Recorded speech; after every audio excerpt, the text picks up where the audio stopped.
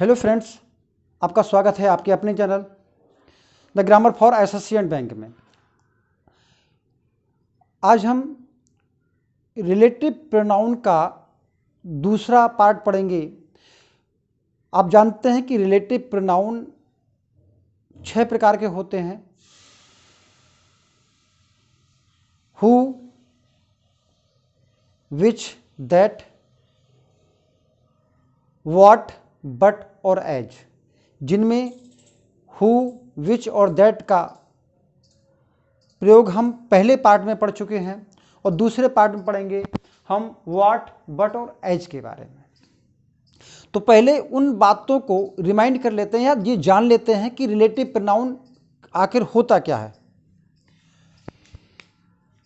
तो देखिए, इस सेंटेंस को देखें, the boy who came here yesterday is my friend. इस पूरे सेंटेंस में the boy is my friend यानी कि ये वाला मेन क्लॉज है। हु केम हेयर यस्टरडे, ये आपका रिलेटिव क्लॉज है।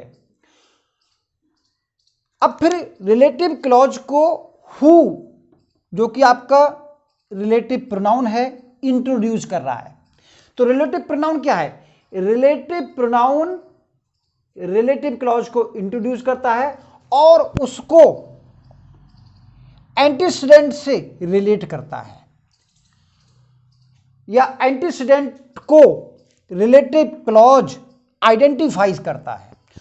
तो दो बातें निकल के आती हैं। पहली बात कि एंटीसीडेंट यानी पूर्ववर्ती नाउन और उसके साथ रिलेटिव प्रोनाउन, ये दो चीजें होनी चाहिए। जब भी हम बात करते हैं तो रिलेटिव प्रोनाउन हमेशा एंटीसीडेंट के अपने तुरंत बाद लिखा जाता है। ये दोनों चीजें एक साथ होनी चाहिए। एक बात हो गई। दूसरी बात, इनके का जो रिलेशन होता है, जो एंटीसीडेंट का नंबर होगा, जो एंटीसीडेंट का पर्सन होगा, जो एंटीसीडेंट का जेंडर होगा, वही रिलेटिव प्रोनाउन का जेंडर, पर्सन, नंबर बन जाएगा, क्योंकि इसका अपना कोई नंबर पर्सन नहीं होता। तो हम इन दो बातों पे बात करते हैं कि एंटीसीडेंट और रिलेटिव प्रोनाउन दोनों एक साथ प्रयोग किए जाते हैं, तब हम इसको रिलेटिव प्रोनाउन कहेंगे, क्योंकि ये रिलेटिव प्रोनाउन इस एंटीसीडेंट को आइडेंटिफाई करेगा, इसके बारे में एक्स्ट्रा जानकारी देगा, इसके बारे में क्लासिफाई करेगा, यानी कि ये काम इसका होता है। अब हम इसी सेंस में रिलेटिव प्रोनाउन आपके व्हाट की बात करते हैं। व्हाट, अगर हम सेंटेंस को समझें तो सेंटेंस देखिए, what is done can not be undone. इस सेंटेंस को बहुत ध्यान से देखिए। देखिए, हु द बॉय आपका एंटीसीडेंट है, इसके लिए वर्ब है इज माई फ्रेंड। हु आपका इस सेंटेंस में सब्जेक्ट है, हु के साथ वर्ब है केम, यानी कि दोनों वर्ब के साथ, इस वर्ब के साथ और इस वर्ब के साथ प्रॉपर सब्जेक्ट हैं, यानी कि इसका सब्जेक्ट ये है और इसका सब्जेक्ट ये है, ये प्रॉपर सब्जेक्ट है। अगर हम इस सेंटेंस को देखें और हम दो पार्टों में बांट लें तो देखिए, एक वर्ब है आपकी इज और दूसरे नंबर पे वर्ब है can. Can not be undone पूरी वर्ब है। तो अब देखिए, अगर हम मान लें कि इस वर्ब का तो सब्जेक्ट ये है, तो इस वर्ब का सब्जेक्ट कहां है, इसका सब्जेक्ट कहां है? तो देखने में ये सेंटेंस आपको पूरी तरह गलत लग रहा होगा, लेकिन ऐसा है नहीं, क्योंकि जो रिलेटिव प्रोनाउन व्हाट होता है, जो रिलेटिव प्रोनाउन व्हाट है, वो क्या करता है? व्हाट का अर्थ होता है दैट विच या द थिंग विच, ये आपके रिलेटिव प्रोनाउन दैट का अर्थ है वह जो, यानी कि वह चीज जो, ये इसके रिलेटिव प्रोनाउन का अर्थ है। और ये हमेशा किसके लिए प्रयोग होता है? वस्तु के लिए, व्यक्ति के लिए नहीं होता, हमेशा वस्तु के लिए प्रयोग होता है और सिंगुलर में प्रयोग होता है। एक बात समझ गए? तो व्हाट का मतलब दैट विच या द थिंग विच होता है। ठीक, तो अब समझ लीजिए दैट विच, दैट आपका एंटीसीडेंट होता है और विच आपका रिलेटिव प्रोनाउन होता है।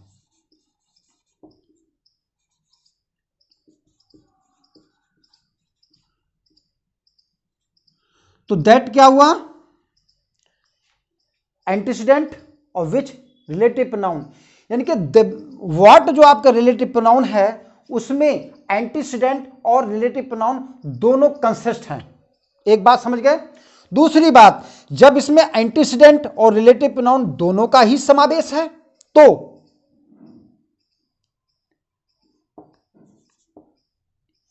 व्हाट के साथ, साथ का मतलब पहले, एंटीसीडेंट का प्रयोग नहीं होता। भाई कारण है उसका नहीं होता क्योंकि इसमें यह चीज समाहित है। अब देख लेते हैं सेंटेंस को। अब आपको सेंटेंस क्लियर लगेगा अगर हम इसकी जगह क्या करते हैं, दैट विच लगा के देख लो। दैट विच आपको अपने आप पता लग जाएगा। The which, that which is done can not be undone. That, तो ये जो शब्द है ये आपका रिलेटिव क्लॉज हो गया और ये आपका मेन क्लॉज हो गया, यानी कि ये आपका मेन क्लॉज हो गया, देखिए, और ये तो आपका रिलेटिव क्लॉज हो गया। तो इस प्रकार what is done can not be undone, इसका मतलब हुआ वह बात जो या वह काम जो हो चुका है, कैन नॉट बी अनडन, उसको अन हुआ नहीं मान सकते। समझ गए होंगे? एक सेंटेंस और देखते हैं फिर हम बट की तरफ बढ़ते हैं। इतना नोट कर लीजिए, उम्मीद करते हैं समझ में आया होगा।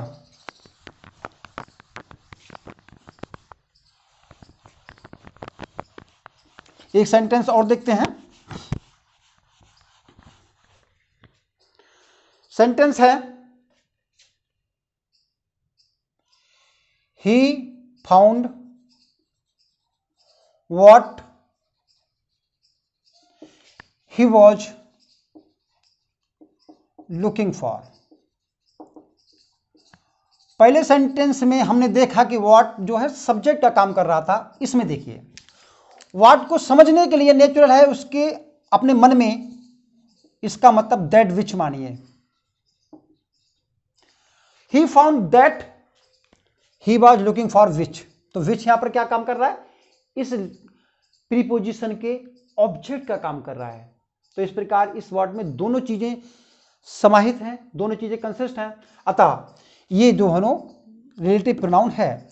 तो ही found what he was looking for. अब वो एग्जाम में क्या करता है, एग्जाम में कमियां करके देता है। वो कैसे करके देखा, देखिए, what that what is done that can not be undone. That यहां पर एक्स्ट्रा हो जाएगा क्योंकि इसमें दोनों चीजें हैं। ही फाउंड व्हाट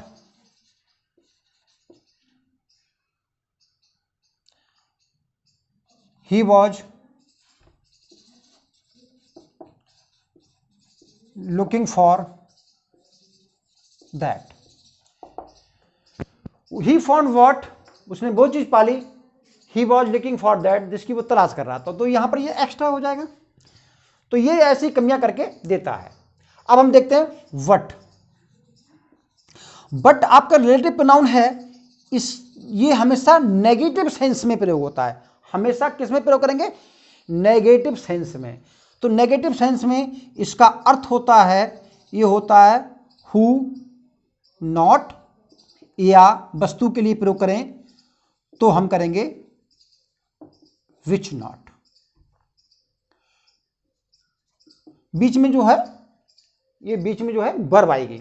देखिए सेंटेंस देखिए,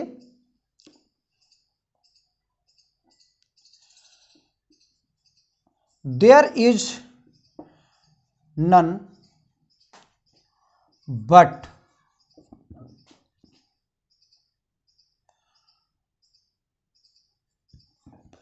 एग्रीज मी। कोई ऐसा व्यक्ति नहीं है जो मुझसे सहमत ना हो। यहां पर सेंस लिखा है बट का मतलब जो सहमत ना हो मुझसे, यानी कि ऐसा कोई व्यक्ति नहीं है जो सहमत मुझसे ना हो। ये दोनों ही क्लॉज आपकी नेगेटिव हैं, क्योंकि वट अपने आप में नेगेटिव सेंस रखता है, और जिसका अर्थ हुआ who does not agree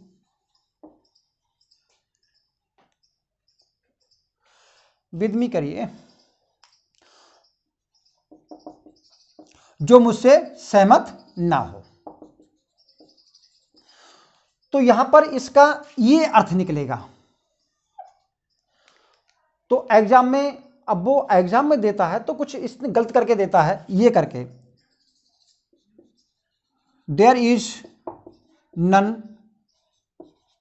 what does not agree with me.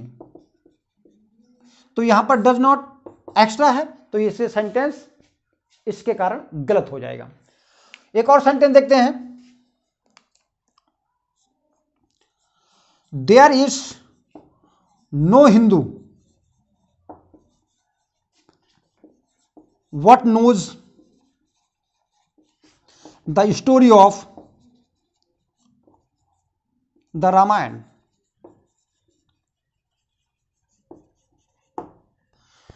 But का मतलब ऐसा कोई हिंदू नहीं है, but who does not know. समझ गए होंगे। अब हम बात करते हैं एज की। एज आपका रिलेटिव प्रोनाउन, जब इतना नोट कर लीजिए, एज आपका जब रिलेटिव प्रोनाउन प्रयोग होता है तो वो प्रयोग होता है सच के साथ, सेम के साथ और एज के साथ। रिलेटिव प्रोनाउन आपका है अब एज। एज किसके साथ प्रयोग होगा? सच, सेम और एज के साथ। सेंटेंस देखिए, he is such a man as I honour.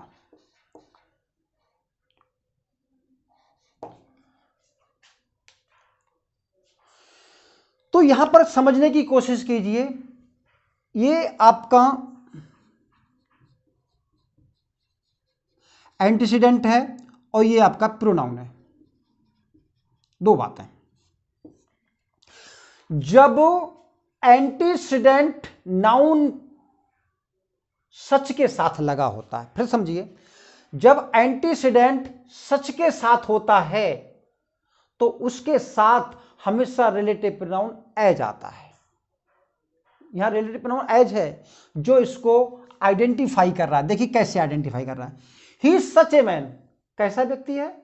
जिस जैसा कि, यानी जिसका भी मैं सम्मान करता हूं, उस टाइप का व्यक्ति है, ऐसे व्यक्ति का मैं सम्मान करता हूं। तो यहां पर इसको आइडेंटिफाई कर रहा है, तो सच के साथ जो भी एंटीसीडेंट लगा होगा उस एंटीसीडेंट को रिलेटिव प्रोनाउन एज आइडेंटिफाई करेगा। दूसरा सेंटेंस देखिए,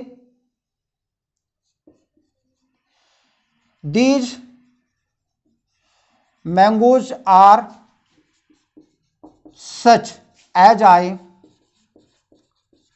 बाउट यस्टरडे।